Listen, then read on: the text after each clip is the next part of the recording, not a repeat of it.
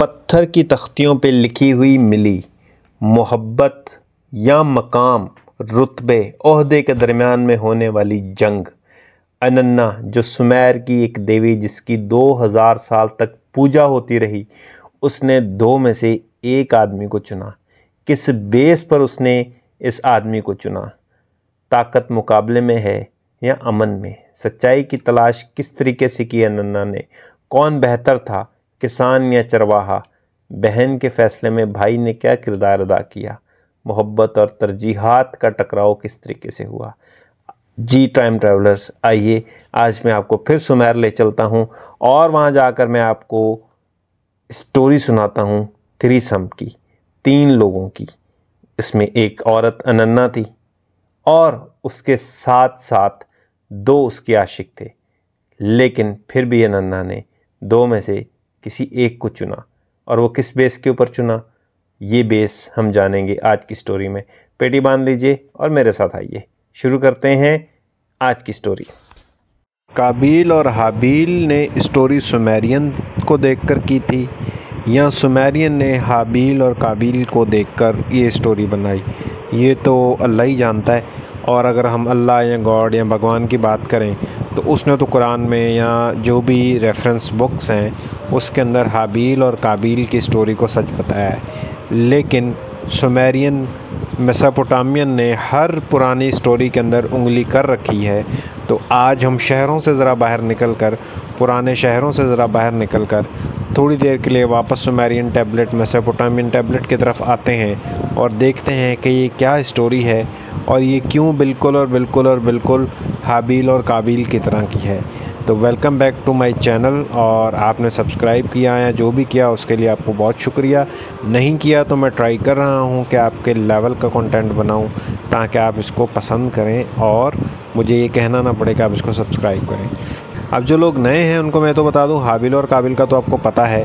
काबिल ने कत्ल किया, काफ और का जो सीगा है उससे आप याद रख लें। हाबिल कत्ल हुआ, ठीक हो गया जी। तो ये मुझे भी किसी ने बताया था, मैं आपको बता दूं। तो बेसिकली ये खातून के पीछे हाबिल ने काबिल को कत्ल कर दिया था, ठीक है। शरई तौर पर या जो भी उस टाइम की शरीयत थी उसके मुताबिक उस खातून की शादी हाबिल से होना थी, लेकिन क्योंकि वो बहुत खूबसूरत थी तो उसको काबिल ने उसके चक्कर में जो है हाबिल को कत्ल कर दिया। तो सिमिलर एक स्टोरी है, तकरीबन कोई 3000 साल कबले मसीह यानी कि 2100 कबले मसीह के अंदर जो है, अगर मैं इसको एग्जैक्ट बताऊं तो ये 2950 कबले मसीह से 2350 कबले मसीह तक के दरमियान में जो सुमेरियन एक पीरियड था उसकी स्टोरी है। और ये स्टोरी जो है वो रेफ़र करती है, रेफरेंस है एक उर्क नाम का शहर था। उर्क नाम के शहर के ऊपर मेरे चैनल पे एक ऑलरेडी वीडियो मौजूद है, आप देख लीजिएगा। ये वीडियो जो है वो हज़रत इब्राहीम अलैहिस्सलाम का शहर था जो उर्क है, लेकिन उसमें सारे रेफरेंसेस वीडियो में मैंने दिए हुए हैं, आपको बहुत अच्छे तरीके से समझ आ जाएगी। तो ये स्टोरी उस उर्क से बिलोंग करती है और इस स्टोरी को जो है एक नज़म की सूरत में, एक गज़ल की सूरत में लिखा गया था। और इसकी जो ये मिली, ये वाली पत्थर की जो तख्तियाँ मिली जिन पे ये स्टोरी लिखी हुई थी, वो निपुर, उर और लगाश की जो साइट्स हैं इराक़ के अंदर यानी पुराना मेसोपोटामिया के अंदर, ये वहाँ से मिली।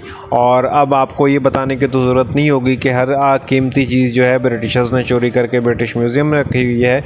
तो ये इस टाइम इसकी बाक़ियात या जो स्टोरी है वो उसका मेजर पोर्शन जो है वो ब्रिटिश म्यूज़ियम में है और कुछ थोड़ा बहुत इराक़ी म्यूज़ियम के अंदर भी वो मौजूद है। अच्छा जी, अब आ जाते हैं हम स्टोरी की तरफ। तो स्टोरी के अंदर हाबिल और काबिल की तरह 2 करैक्टर थे। एक करैक्टर का नाम था डुमुजिड और दूसरे का नाम था इनकिमडो, ठीक है। डुमुजिड और इनकिमडो। अब आप कह रहे हैं कि 2 करैक्टर तो आ गए, लेकिन ये 2 करैक्टर की जो स्टोरी है ये किस तरीके से स्टोरी बनी जब तक कोई तीसरा करैक्टर ना हो, क्योंकि हाबिल और काबिल की स्टोरी में भी एक तीसरा करैक्टर था, अगर मैं रॉन्ग नहीं हूँ तो उसका नाम शायद हलीमा था या कोई और नाम था, मैं भूल रहा हूँ। खैर, अभी इसमें हम नहीं जा रहे। तो जो इस स्टोरी के अंदर जो है वो तीसरा करैक्टर था जिसकी वजह से सारी जंग हुई, जिसकी वजह से सारा मसला हुआ, लेकिन बेसिकली जंग नहीं हुई। ठीक है, बेसिकली जंग नहीं हुई, सिर्फ एक रकाबत रही, एक हसद रहा, एक राइवलरी रही। सही है। तो तीसरा करैक्टर था इनन्ना देवी। अच्छा जी, इनन्ना देवी की एक तो वीडियो मेरे पास मौजूद है। ये सुमेरियन की बहुत ही खूबसूरत देवी थी, 2000 साल तक इसकी पूजा होती रही। आप उसकी वीडियो ज़रा देख लेंगे तो आपको आइडिया हो जाएगा। और ये बड़ी अकल की देवी थी और इंसान दोस्त देवी थी। तो जो डुमोजिड और एनकिम्डो जो थे, ये दोनों इसके इश्क में गिरफ्तार हो गए थे। सही है जी। अच्छा, डुमोजिड क्या था? डुमोजिड जो था वो एक शेपर्ड था, यानी कि एक बकरीबाज था, बकरियां चराने वाला एक चरवाहा था। सही है। पुराने दौर के अंदर मिलें फैक्ट्रियां तो होती नहीं थी, तो जिसके पास बकरियां होती थी वो अमीर तरीन कहलाता था, और जिसके पास ज़मीन होती थी, खेती बाड़ी करता था, वो अमीर तरीन कहलाता था। सही है। यानी बकरियों से और माल मवेशियों से ही आपकी दौलत का अंदाज़ा किया जाता था। ठीक है। इसी तरीके से पुराने दौर में नबियों ने भी बकरियाँ चराई हैं, क्योंकि वो मुआशी तौर पर जो है वो स्टेबल होते थे, या माशी तौर पर अगर वो थोड़े बहुत उनके अंदर कोई प्रॉब्लम होती भी थी तो वो खुद ही सादगी की ज़िंदगी बसर करना चाहते थे, इस वजह से। सही। तो ये जो डुमोजिड है ये एक बकरीबाज था, बकरी चलाने वाला था, और ये नन्ना के ऊपर फरतिहा हो गया। नन्ना के ऊपर इसकी जो है ना वो जान अटक गई कि बस ये मुझे मिले तो मिले। अच्छा, दूसरी तरफ जो एनकिम्डो था वो एक फार्मर था, एक किसान था, खेती बाड़ी करने वाला, उगाने वाला, ज़मीन से चीज़ें निकालने वाला। अच्छा, अब उस दौर में आपको पता है कि ख़वातीन को जब भी कोई इम्प्रेस करना है या कुछ इस तरीके से होता है तो हर बंदा अपनी कमाई का जो हिस्सा होता है वो उनके सामने पेश करता है। ठीक है। तो जो डुमोजिड था वो दूध से बनी हुई चीज़ें लेकर जाता था इनन्ना के पास, और जो एनकिम्डो था वो फार्मर था, तो वो डिफरेंट किस्म की फसलें और इस तरह की चीज़ें लेकर इनन्ना के पास जाता था। तो जो इनन्ना थी उसको एनकिम्डो से जो है थोड़ा सा लगाव था, जबकि वो डुमोजिड को वो इतना ज़्यादा मुँह भी नहीं लगाती थी, कि उसे शायद वो दूध की चीज़ें पसंद नहीं थी। तो डुमोजिड जो था उसको जब ये पता चला तो उसने फिर एक बार प्रपोज़ किया, एक तरीके से इनन्ना देवी को कहा कि वो उसके पास आ जाए, और उसके पास बहुत सारा खाना पीना ये सारी चीज़ें मौजूद हैं, मतलब दूध की चीज़ें मौजूद हैं, और मैं फर्दर अगर उसको फसलें ही चाहिए, उसको अगर वो क्या कहते हैं गंदम ही चाहिए, दालें ही चाहिए, तो मैं जो एनकिम्डो को मैं दूध दूंगा और उसके बदले में उससे वो दालें ख़रीद कर उसको ला दूंगा। सही है। लेकिन फिर भी इनन्ना उसको सीरियस नहीं लेती और सीधा स्ट्रेट अवे उसे कह देती सॉरी भाई मेरी तेरे साथ नहीं बनेगी। अच्छा, डुमोजिड जो है वो थोड़ा सा ना वो बड़ा एक वो होता है ना मुस्तकिल मिजाज का, एक कंसिस्टेंसी, एक मुसलसल मेहनत करने वाला। ठीक है। तो बकरियाँ चलाना इसलिए भी सुन्नत है कि उसके अंदर आपके अंदर ये बहुत सारी जो है ना एक वो आ जाती हैं, खसूसियात आ जाती हैं लीडरशिप की, क्योंकि बकरियों को संभालना इतना आसान नहीं होता, तो लीडरशिप की बहुत सारी खसूसियात आ जाती हैं। तो डुमोजिड भी जो है वो उन्हीं शायद खसूसियात की वजह से जो है वो हार नहीं मानता। और वो जो इनन्ना देवी का एक भाई होता है यूटू। अच्छा, यूटू जो है वो सन गॉड है, और इसका भी रेफरेंस मेरी डिफरेंट वीडियोस के अंदर मौजूद है।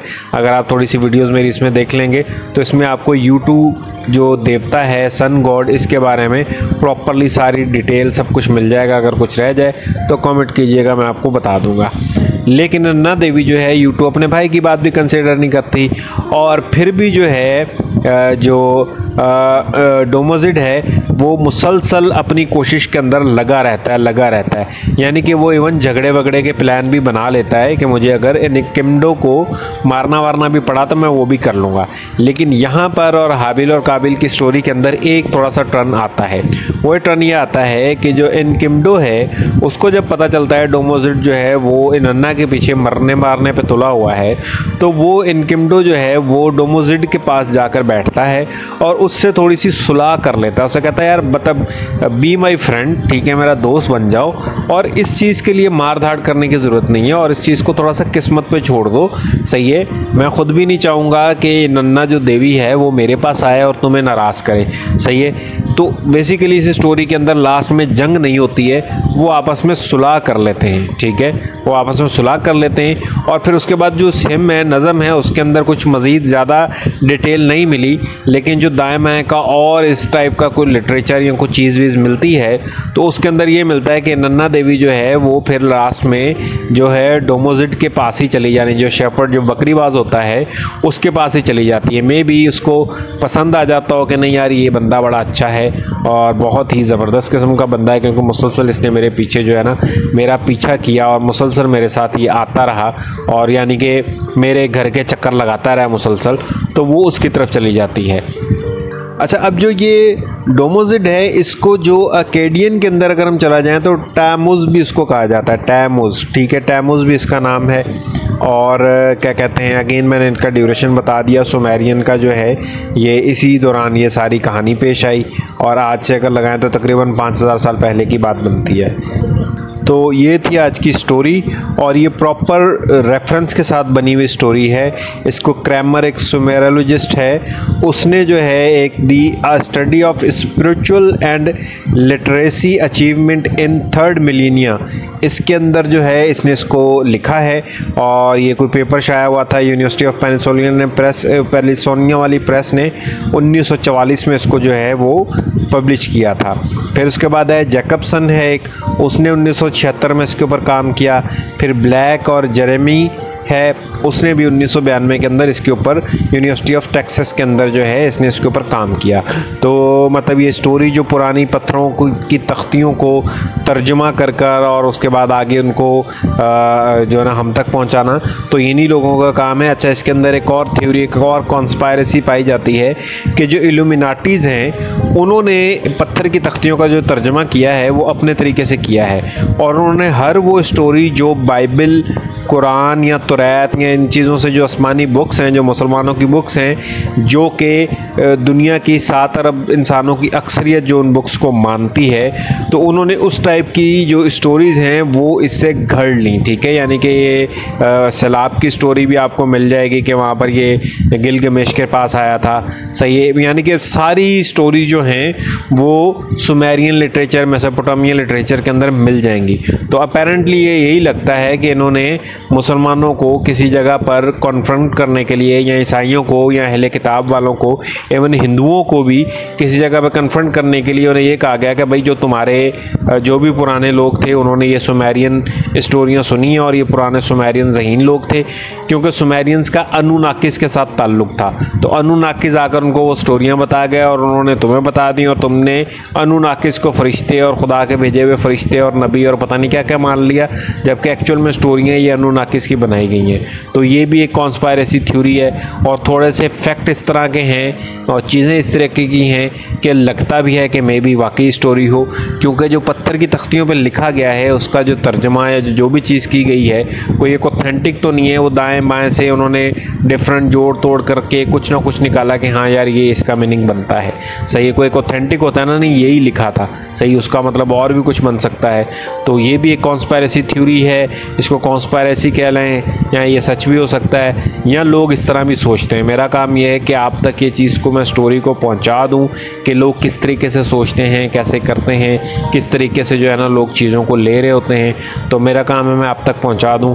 अब ये आपके ऊपर है, यहाँ तो आप सिर्फ स्टोरी सुने ताकि कल को आपको जाहिल ना कह सके कि जी हाँ सुमेरियन तख्तियों पर क्या लिखा हुआ है, वो हमें भी पता है। या फिर जो है आप कम से कम जो है ना वहाँ पर बैठे हुए बिल्कुल ये ना हो कि यार ये पता नहीं कौन सी बातें कर रहे हैं। तो आज की स्टोरी यही थी और फिर इंशाल्लाह कल मिलते हैं नई स्टोरी के साथ। मैं छोटे छोटे पार्ट के अंदर स्टोरी इसलिए देता हूँ ताकि बहुत ज़्यादा आपका जो है वो जो ध्यान भी और इसके अंदर रहे, और दूसरा ये कि आपको चीज़ें थोड़ी सी समझ आ जाएं और आप थोड़ा सा कनेक्टेड रहो, अटैच रहो।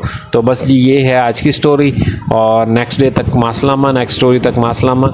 हैंस होंगी सारी इन्फॉर्मेटिव स्टोरी विद रेफरेंस की होंगी, फालतू की स्टोरी मैं नहीं डालूंगा इसके अंदर, विदाउट रेफरेंस भी नहीं डालूंगा, सही है। तो इसलिए एजुकेशन लोगों के लिए भी ये बेहतरीन है, नॉर्मली जिन्होंने सिर्फ सफ़र करते हुए कुछ स्टोरी सुननी उनके लिए भी ये बेहतरीन है। तो बहरहाल मैं आपके इल्म में इजाफ़ा करने की कोशिश कर रहा हूँ और बेसिकली मैं अपने इल्म में इजाफ़ा कर रहा हूँ।